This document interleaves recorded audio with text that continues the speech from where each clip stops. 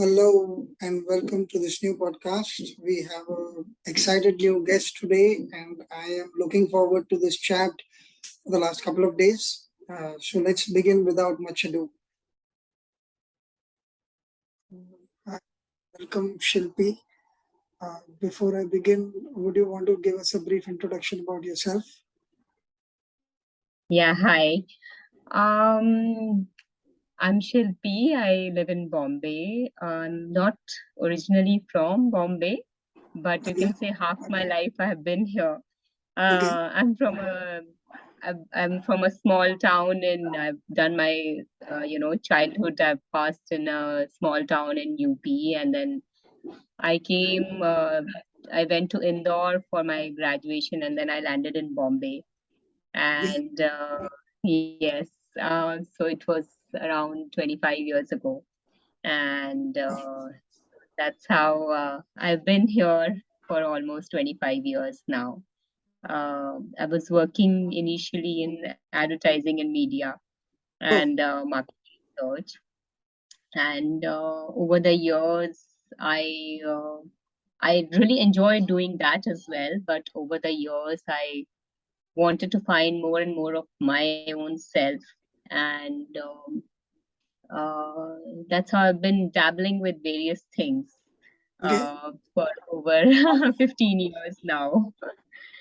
And I have a 13-year-old son, okay. just turned a teenager, and I stay here with my husband and my son. Yeah. Wonderful. Just to give you a background of commonality, I've been all my life in Bombay, and I am from advertising. I continue to be in advertising. I've been trying to, like you, find different facets of myself, searching for I guess, a deeper meaning of sorts. Uh, why am I here? What am I doing? Or why this particular set of experiences that I have in my life, uh, in which there is one part of me which is continuously trying to give back something to the world because uh, of the sense of happiness that one has inside. Uh, I have no clue why, but one has been searching for that elusive calm and peace, but it comes more often than not. Uh, and I'm trying to spread the good word in whatever way it is possible. So the Values Workshop is one such initiative that I have been trying for the last 2 years. Luckily, people have been very kind, and every time I'm down with oh, I'm not getting any guests or people are not finding time, and all my friends want to be part of it. There is nobody except for one or two who want the questions in advance, which I don't have. But most of them are willing to come online, but just that our times don't seem to match. So on those days, other kind messages reach me and say, "Yeah, oh, I saw this earlier podcast, and it is such a touching thing, and this has just resolved something."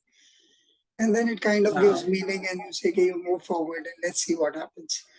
Uh, so every 3 4 weeks, I get this pangs of, okay, why am I doing this?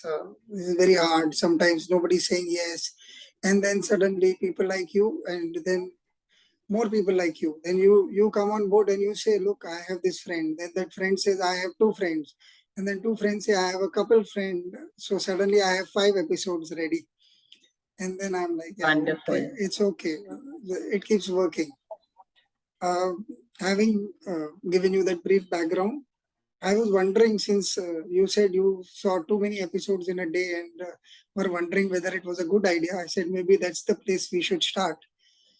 Uh, on one hand, we are hankering to know. We are really passionate about our search for finding something. I don't know. I don't want to define it, but let's, for a moment, call it the truth, our truth, or the universal truth, or whatever it is. And sometimes, like in our personal experiences, when you saw a couple of episodes at one go, and today you were recording, and then you said, "Oh, this knowledge is not good. I would have rather gone fresh." What is missing? Now you got knowledge, it should be helpful. Why is it not a better thing? And I agree with you though. Yeah. So you just feel that um and I've been a big proponent of knowledge in the past, but I now feel that that spontaneity goes missing, Yeah, and it's just it's just important to be authentic than without realizing we get conditioned by uh, by the world, by the responses, by things that we see here, and uh, and then we are always trying to find that authentic self of our own being. And so if there is lesser of uh, the past knowledge in some way, in some things at least it's far better, maybe in all of them, but that I'm still exploring. yeah. Okay, that's a beautiful answer. I didn't have the word spontaneity in my mind, but yeah, the idea was similar. One thought that is coming to mind is in Zen they use these words, beginner's mind. If you are aware of that word, uh, I just want to share one little episode that has just happened 3 4 days back with me, because I have a problem with the sacred part of it. Every time we make it sacred, we make it away from us. We kind of think this is a practical word and that is a sacred, some concept that we have in our minds, and they don't interject in our heads. So I wasn't hung. I maybe I had a bad stomach. I wasn't sure at that point of time. I had to go for a meeting, and I grabbed some street food because I was fearful that I would not get lunch on time. I wasn't even hungry. I definitely knew once in a rare while you don't even know whether you're hungry or not. But I knew I wasn't hungry. And I still, because of that fear of whether I would get lunch on time, because it was going to be a longish meeting, and I knew that I should not be having it. All of those things were in place, but I still grabbed something. And for the next 2 days, I was down with food poisoning of some sort. And a friend who's a kind of an alternative healer, she landed up saying, okay, no matter what, if you are hungry, then eat whatever you want. But if you are not hungry, please don't eat anything at all. This is basic. How can you do this? And I was like, yeah, but it was just one of those days. And just because I read my mind very often, so I knew that it was fear that made me eat it, not hunger. And then 2 days when I was suffering, when you're trying to search for where is that sacred person in you, because you're just complaining in your head, oh man, this is too terrible, and this throwing up is not good, and this is burning, and that is happening. And I was watching all of that, and I realized, why is this not sacred? Why is that sacred? Whatever your understanding is, why is this in the middle of what you are experiencing, whatever experience it is? Not that it helped me. I immediately went back to complaining in the head, but just that brief respite of how about relooking at this? And that's where my question is coming from. Uh, there is a happening, irrespective of us, uh, or sometimes through us, knowingly or unknowingly, because our awareness is not 24/7. At least mine is not fully. Uh, so when you are unaware, you'll end up doing things in delusion, illusion, maya, whatever you want to call it. But that is as much part of me. I am living it because I had it. Uh, it's like cause and effect, cause and effect, cause and effect. I had it and it had to lead to something. Now that I am cured, I am still studying myself. What is it that I am doing wrong? And it is a mind thing. What was I not doing properly? And then I realized that it has been for a long time that my practice has been on the cushion, and living has been more about responsibility and doing the right thing. And doing the right thing is pushing me in my head what is the right thing.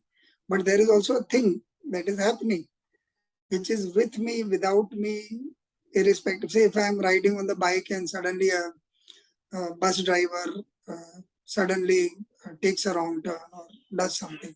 It's not really in my control. So either I can fume or else I can just say, okay, let's relook what happened or just drive more carefully or whatever. Now, within this whole example, you are just one cog in the wheel. It keeps moving sometimes through our own karma. Actually, throughout it's all our own karma, but till the time we learn it, so you just go by hearsay, whatever, at least in my practice. My question to you, where does it all not meet for us? What is the problem? If you understand what I'm saying. See, these are different thoughts. Why are they scattered? Why can't this all come together and say, this is it? Considering that we are struggling to make it so.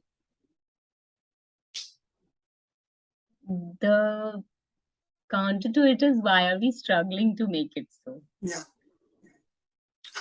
Uh, it is how it is. There are so many aspects that you spoke about in this incident. One about, uh, that the fact that everything could be actually sacred. The other, that how, how our fears take over our, in the sense of the body and that which exists in us, which is also in itself sacred, and that gets taken over by the conditioning that we've had, and we've all gone through it at various points of time. um, and then the other is, yes, all of it can be observed, and all of it can be looked into. And then why are we even trying to put things together? Flowing with it, I would think, actually is actually the way to be, going through it. And at the same time, as you said, that we don't have the awareness most of the time, but that bringing in the awareness again and again, that oh, this is, as you said, it's there is so much of beauty in life, and we keep observing that and flowing with it, actually, I'm finding, is the easiest way to be. Okay, this is very beautiful because it again brings me to some thought that I had, which was very, for the want of a better word, this becomes a pun, was very momentary. Uh, in during these 3-4 days, whatever was happening, considering that in 2 days we have Ganesh Chaturthi and I'll be visiting a lot of homes. Again, that first thought was, are you going to eat every time you go everywhere? And then now that I am talking to you, I'm re-looking and saying, why even bother? Just chill. We'll see one moment at a time. Because uh, even in our practice, whatever practice we do, whether it is formal or informal or individual understanding, or if we've learned any kind of meditation or prayer or whatever it is, it's still never 100% there. It's always momentary. You suddenly understand a lot of things and you don't know what you've done to understand that. And you're like, wow, I'm blessed, or uh, yeah, this is bliss of a certain sort, or wow, this kind of connects. Uh, and the wiring has got nothing to do with your learning of language uh, or your past, as you can study. Once in a while, we can, but most times it's miraculous. Although I'm very fearful of using the word miracle because it has too many connotations in today's times. Uh, Yes, and I yes, come from a believer background. I believe everyone. So tomorrow, if you tell me you got that light or whatever, enlightenment and all, I'll believe you till the time you prove it otherwise. I have no problem in believing anyone. Uh, and I do not get hassled if you turn out not to be who you said you were. I'm saying, oh, she's misunderstood herself, or she's still not aware of what she could have been. And I leave you there. absolutely. I wouldn't have any strong sense of judgment about it. Like my love for you is not lesser, or my respect for you is, it's okay. It's just Yeah, nature coursing through you.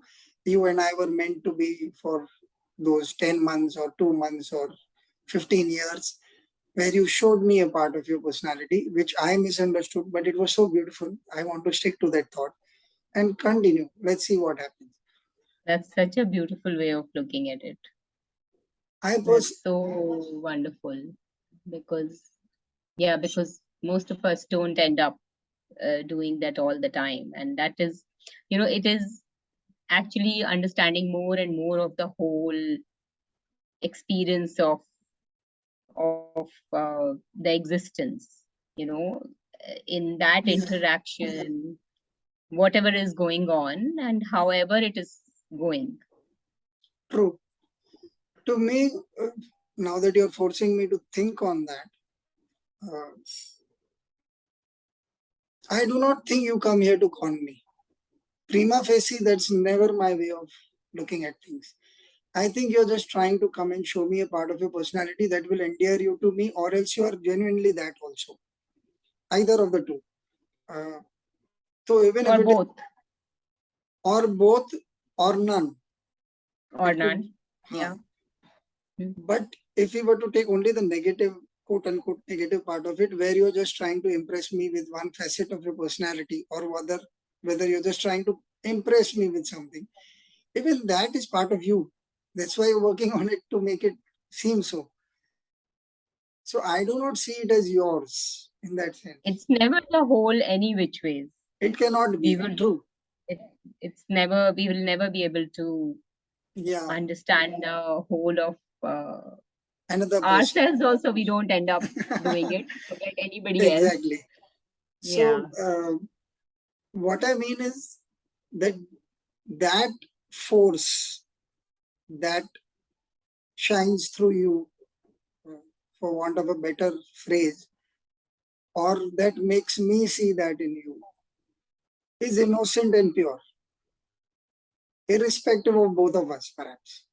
But how much ever I find Osho a very difficult uh, person to define, some things he said very honestly. One part of which he was saying, even if the guru is corrupt, if the disciple is not, he will go through to the Oh, whatever yes. goal is. And I find it very fascinating in our culture, because very often we are too blinded by personality, whether it is our parents or the society or the gurus or the gods or the mythology or our own mythology at times. We are so burdened by I'm a parent, I'm a sister, I'm a brother, I'm a father. It's okay. Some days I'm a single parent now. My wife passed away 2 years back, and one of my friends just asking me, "How are you doing?" She said, "How are you managing your team?" I said, "By telling her that I don't know, because some days you just don't know." And I just sit there and I tell her, "Okay, look, man, I'm frustrated. I have no answer to whatever you're asking or whatever your troubles are right now. Let's just keep it there and we'll see. You also chill. I'll also chill about it. Let's see what can happen. And don't trouble me right now. I don't have the answer. I'm caught up in some work, or some days, because you've been in advertising, so deadlines and some stuff like that. Some days you're trying to crack something, and as a creative, when it's not fallen in place, you're still struggling. That is not a good space for others to enter, because you are already trying to concentrate and get one result of sorts. So we've been talking. I don't have a question, but let's get to this itself as the point of the question. Uh, why are some things sacred and some things not? Even as evolved as I think I am, I would find myself judgmental at times, perhaps. On camera, it all seems nice when I'm saying these things, because I don't plan these things. They seem very authentic. Even I want to believe in this version of me. Oh, you're so knowledgeable and so wise. But I know that this is just off the camera. If something happens and which I do not like, so I may not be as ideal as I think I am. Why is that? Why does that have to be ideal? Why is it not so? And if there is this gap, what helps bridge this gap according to you? Actually, it's very interesting because I've also been thinking about this, that while intellectually one may understand that, we are one and we like everything is sacred in the question that you're asking, but there are lots of moments in which we are not able to uh, see that. And I'm also exploring why we are not able to see it. Are there aspects that we are blinded? We are just looking at things from one perspective Prism. or few perspectives, and not looking at everything else in the picture, and that's why we are not able to um, see the sacredness which may exist in things that we are not seeing.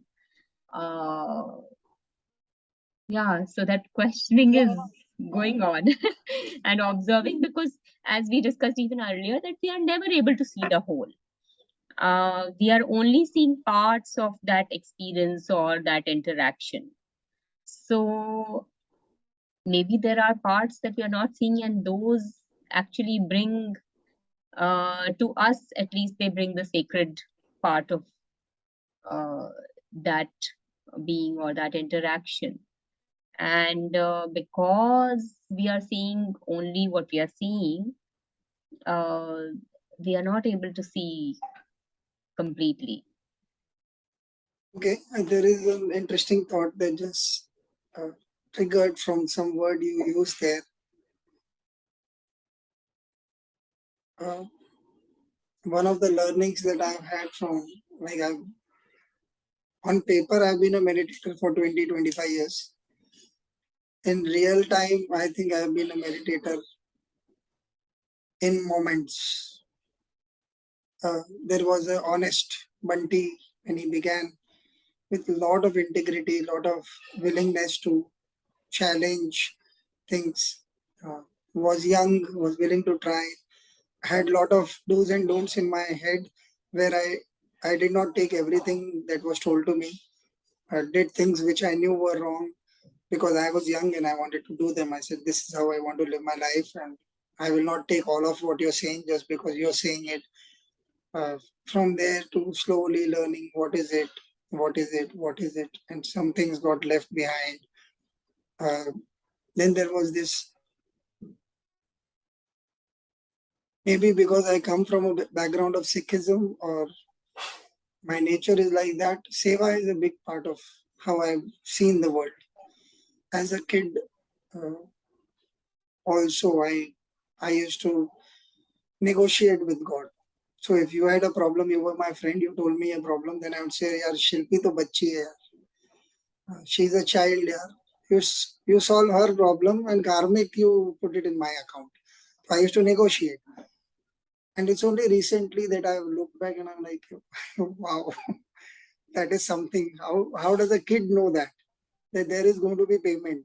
There's nothing for free. If she is paying for something, she has a headache or she has a problem in the family, there has to be some reason why this is happening. And somebody is going to, some God is going to keep tab on why Shilpi should be getting the problem. So resolve the problem. We are friends. You put it in my account. And over a period, there is no sense of pride or ego about a lot of things. It's a huge sense of what I'd read in a greeting card, awe and reverence.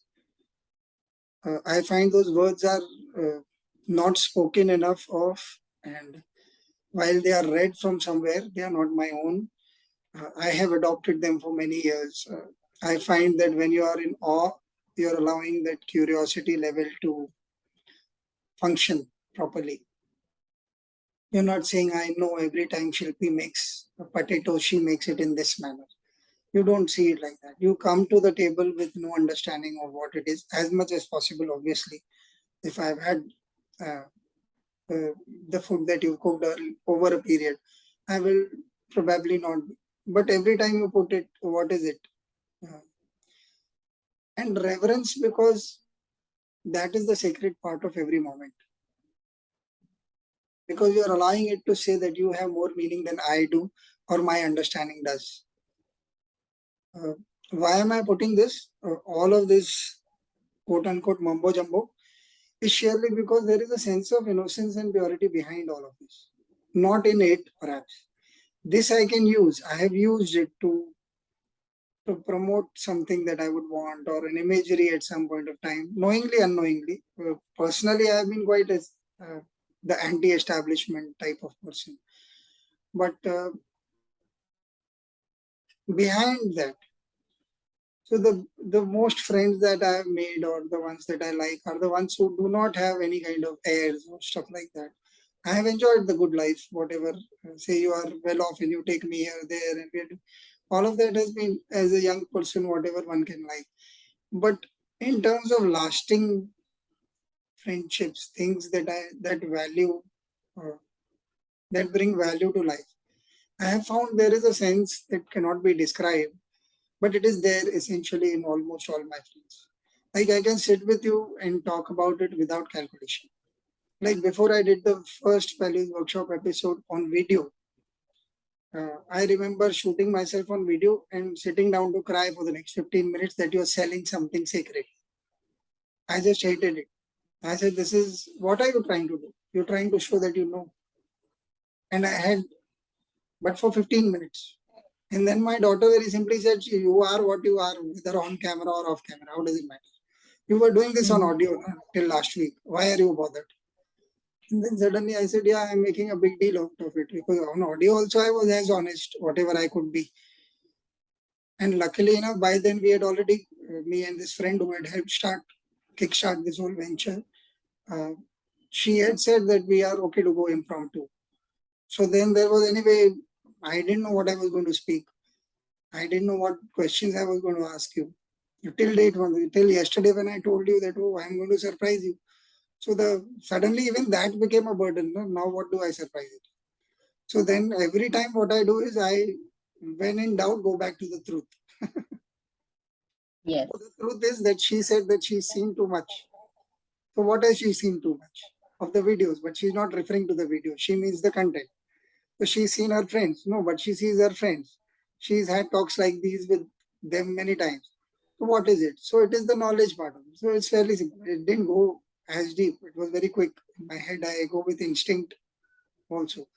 So what I want to ask you is, when it is so simple, why does this curiosity not follow us when we are seeking always? Or is there nothing like always? As the Buddha keeps reminding us of impermanence. We are trying to just put too much burden on something, the process, the person, the happening, or the knowledge, or the whatever, quote unquote, enlightenment. It's a very heavy handed word for most of us. What do you Yes. think is the basic problem, perhaps? Because all of these are connected, if you realize. These are some ideas I may have, even as I make the question up. I may think this is this, this is this, this is this. But I am the one who is going to formulating, okay, this is the formula, this is the formula, this is the formula. Maybe that is not, or maybe that is one of the formulas. Maybe that is not the formula at all. How does one know? Because there's no fixed Yeah, knowledge. one will, yeah, there's no fixed knowledge. One will only know as one goes along. And that's what, you know, I was also a very fixed in my head kind of person. But last 2 years, a lot of that is changing. Understanding that there is no, there's no final concluded, you know, opinion on everything. It is how it is, and we get to know more and more about it as we go along with an open heart and mind. Okay? And so thinking that why doesn't curiosity follow? Maybe because we are thinking, why doesn't it follow? I You have, see, sorry, I want to interrupt. I have a question here. In this whole yeah, sacred talk, there will be people who will be watching who are quote unquote practical. They'll yeah, say, yeah, uh, in doing our jobs every day or in doing our everyday responsibilities, Oh, If yes. you make, going back to the same, if you make potatoes every day, suppose your husband likes them or your kid likes them or the doctor has suggested that you Yes. have to have every day. Now Yes. you've been making this every day. You have a fixed Yes. knowledge of it. Yes, So can you there's fixed define knowledge of it, what but is not my fixed? experience, yeah, but my experience of making them can be different every time. So I'll give you an example. Say, for instance, I'm doing yoga every day. I'm doing, say, the same Surya Namaskar. I'm doing 10 of them right now. Every one of them, if I am present in them, every one of them, you know, can be different by some, Margin. if you're, yeah, if you're present, then we'll be able to observe whether, how much we are able to stretch one part versus another, whether we are able to, how we are thinking, how we are, how my body is feeling at any given point of time. Every moment, everything can be different, is unique, but we are not able to see that because we have mechanized it in our head. Uh, So, so same way, even with potato, if I'm making the potatoes, yes, maybe the potatoes are exactly similar. The whole process was exactly similar, but that experience can be different basis, where at that moment the person who's eating is coming from, what accompaniments are there. So many things are possible within every experience, and are we present to them? And that is the joy of very nice. experiencing it. Yeah. Wonderful. And Uh, why are we trying to? Why are we?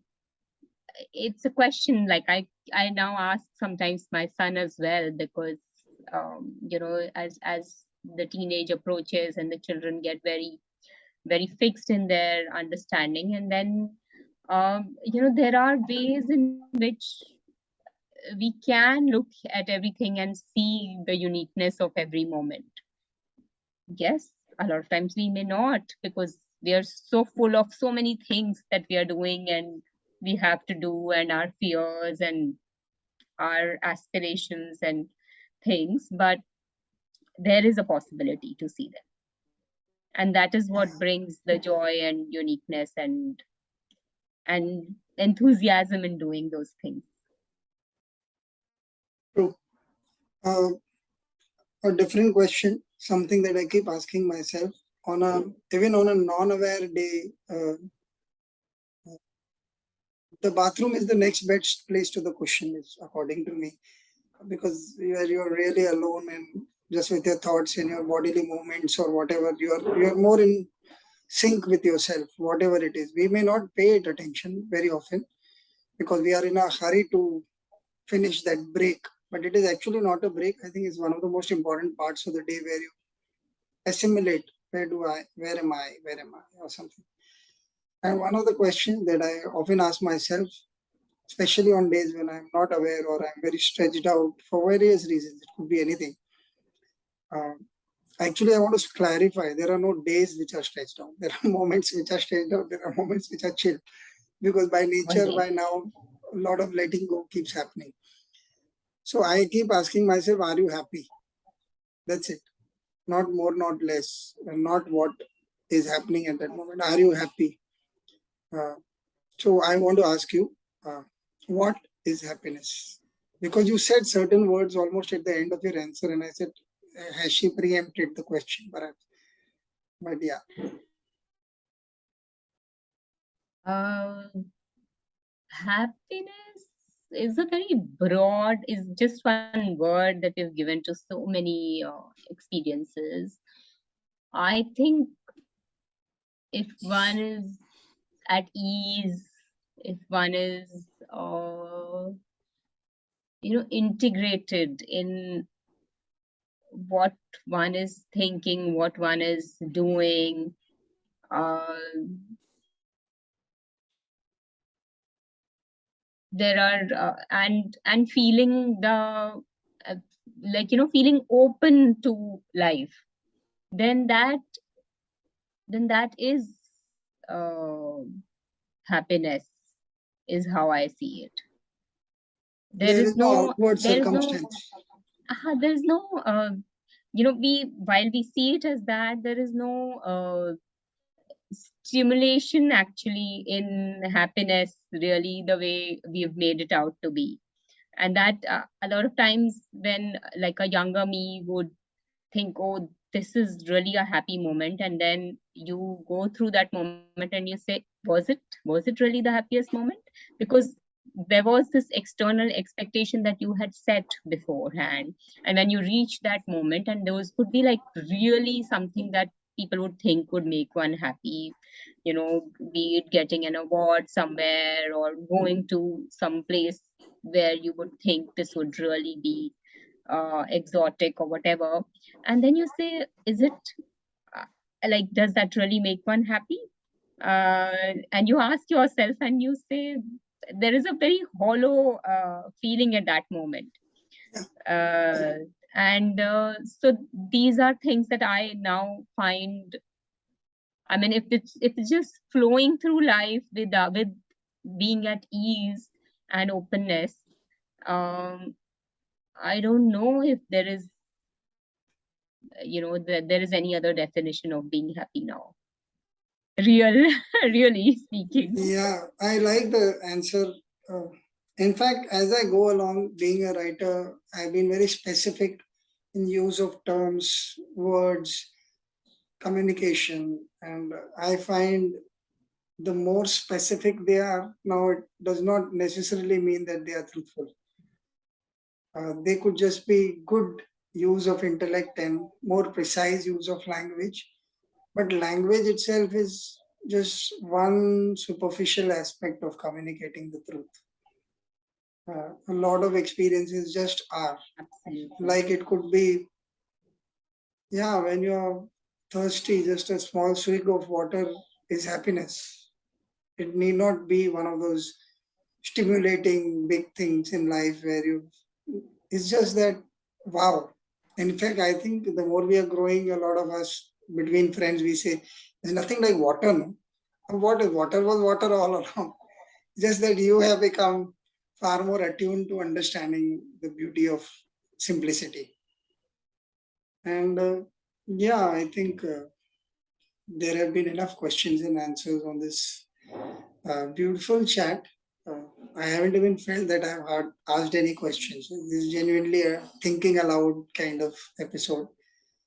Thank you Beautiful. so much, Shilpi. Thank you so I'm much going to for getting revisit. me here. Yeah. Yeah, I'm going to Yes. revisit some of it to figure out what's happening. Great. Same. I would also. Yeah. Thank you so Thank much. you. Yeah. Bye. Yeah. Bye.